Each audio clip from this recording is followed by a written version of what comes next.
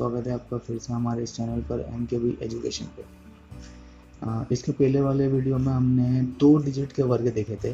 मैं पहले वाला आपको एक बार और दिखा देता हूँ, रिवर्स करा देता हूँ। ये देखो, इसके पहले हमने 2 डिजिट के वर्ग निकालना सीखा था। मैंने 2 तरीके के ट्रिक बताए थे, जिसमें से जो आपको सूटेबल लगे आप ले सकते हो। इस वीडियो में मैं 3 डिजिट के वर्ग बताने वाला हूँ। तो अगर कोई 3 डिजिट का आ जाता है तो उसको किस तरीके से आप कर सकते हैं। सबसे इजी तरीका है, देखिए कोई सा भी ले लेते हैं, जैसे 197, इन तीनों को बारे में ले लेते हैं। एक ले लेते हैं 897, एक ले लेते हैं 212, कुछ भी ले सकते हैं। बताएं, इन सभी के हमको निकालना है वर्ग, इन सभी का वर्ग निकालना है। 3 डिजिट में ट्रिक किस तरीके से परफॉर्म होगी थोड़ा ध्यान से देना। 197 है, अब हमें इसमें बेस मान के निकालना पड़ेगा। 197 हो या 897 हो या 212 हो, किसी भी प्रकार का एक डिजिट हो, संख्या लिखी हो, हमको उसको बेस बनाना पड़ेगा हमारे मन से, जो उसके नज़दीक हो, जो उसके पास हो। 197 का बेस हम बना सकते हैं 200 का बेस बनाएंगे। 200 को बेस बना के चलेंगे अगर हम, तो हमको बहुत इजी हो जाएगा। मतलब कि हमको इसमें +3 करना पड़ेगा, 200 का बेस बन जाएगा, और -3 करना पड़ेगा। अगर हम +3 कर रहे हैं तो हमको -3 भी करना पड़ेगा। ये ट्रिक है, ट्रिक के हिसाब से हम चल रहे हैं, ठीक है। तो डायरेक्ट सॉल्व कैसा होगा, हमने बेस माना है 200, 197 + 3 200, ओके, इनटू 197 - 3 194, ठीक है। अब हमको निकालना स्क्वायर, तो ये 3 ज़्यादा है और 3 कम है, तो इस 3 का भी कुछ काम है। 3 का ये काम है कि हमको 3 का स्क्वायर लिखना है यहाँ पर, और हमेशा हम 2 डिजिट में लिखते हैं, इसलिए हम इसको 09 लिखेंगे। इस तरीके की छोटी सी इक्वेशन बनेगी। जब भी ये 2 चीज़ बनती है, ये हमेशा 100 से डिवाइड होगी, ध्यान रखना, हमेशा इसको 100 से डिवाइड करना है। सिंपल सा इसको काट दो, 09 एज इट इज़ वैसा का वैसा ही लिखाएगा। अगर यहाँ एक और डिजिट रहती तो ये कैरी फॉरवर्ड हो जाती। 09 एज इट इज़ वैसा का वैसा, 2 का गुना किया, 2 चौक 8, 2 9 18, 2 1 2 और 3 38 09, ये है आंसर। मतलब हमने क्या किया, हमको संख्या दिखी, हमने उसको देख के उसके हिसाब से अपने मन से किसी भी संख्या को बेस मान लिया। हमने 200 को मान लिया। अब 200 से 197 +3 भी है और -3 भी है, जितना कम है उतना ऊपर नीचे हमको लिखना पड़ेगा। क्यों? क्योंकि हमने उसकी इक्वेशन जमाई है, +3 × -3, ठीक है। और जो जितना ज़्यादा है, जितना कम आ रहा था, हमने उसका स्क्वायर करके साइड में लिख दिया। इक्वेशन को 100 से डिवाइड कर दिया, हमेशा 100 से डिवाइड होएगा, हमेशा डिवाइड कर दिया, कैलकुलेशन करके लिया है। देखो सेकंड वाला है, इसको करते हैं और सच्चे समझ में आएगा। 897 है, 897 को हम क्या बेस मान सकते हैं, 900, 900 का हम बेस मान लेते हैं। तो ये भी +3, ये भी -3, वही इक्वेशन बन गई। तो ये क्या होगा, 897 + 3 900 × 897 - 3 894, ठीक। 3 ज़्यादा है तो 3 का स्क्वायर किया तो 09, ये 100 से डिवाइड किया, कट गया, 09 एज इट इज ऐसा का ऐसा। अगर यहाँ कोई डिजिट होती तो वो ऐड हो जाती। 9 चौक 36 की 6 हासिल लगी 3, 9 9 81 और 3 84 की 4 हासिल लगी 8, 9 8 72 8 80, ये है इसका आंसर। उसी तरीके से इसको भी सॉल्व करते हैं। 212 के लिए हम 200 को ही मान लेते हैं। 200 को बेस बनाया, मतलब ये 12 ज़्यादा है और 12 कम करना है। ठीक है, मतलब कि 12 का स्क्वायर हम पहले निकाल लो 144। 144 मतलब कि हमको लास्ट के 2 डिजिट चाहिए रहते हैं बस, हम सिर्फ लास्ट के 2 डिजिट लिखेंगे 44 और 1 को यहाँ साइड में रखेंगे कैरी फॉरवर्ड करने के लिए। ठीक है, 212 माइनस 12 200, 200 को बेस बनाया था, 212 प्लस 12 224। हम हमेशा 100 से डिवाइड करते हैं, ये डिवाइड किया 44 एज इट इज उतरेगा, एक कैरी फॉरवर्ड, तो पहले गुणा कर लेते हैं फिर वो कैरी फॉरवर्ड कर लेंगे। 2 चौक 8 और 1 9 हो गया, 22 दूनी 44। तो ये बिल्कुल आसान सी ट्रिक है 3 डिजिट के वर्ग निकालने के लिए, बहुत ही सिंपल ट्रिक है।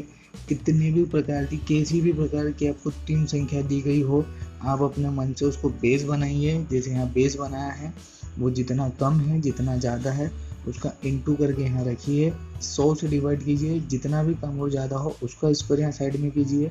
2 डिजिट लिखना है, अगर 3 डिजिट आ रही है तो एक कैरी फॉरवर्ड हो जाएगा और उसको सॉल्व कर लीजिए। सिंपल सा क्वेश्चन।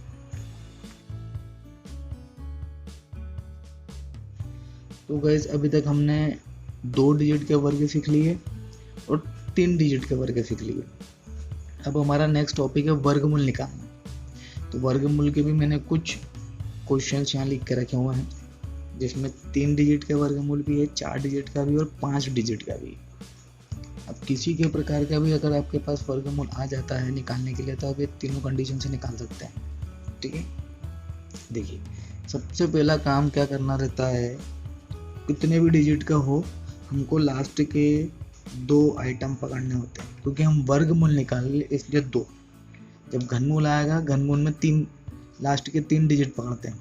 वर्गमूल है तो वर्गमूल में लास्ट के 2 डिजिट पकड़ा, एक ये ब्रेकर बनाया और एक लास्ट इसके बाद होता तो एक ये ब्रेकर बनता।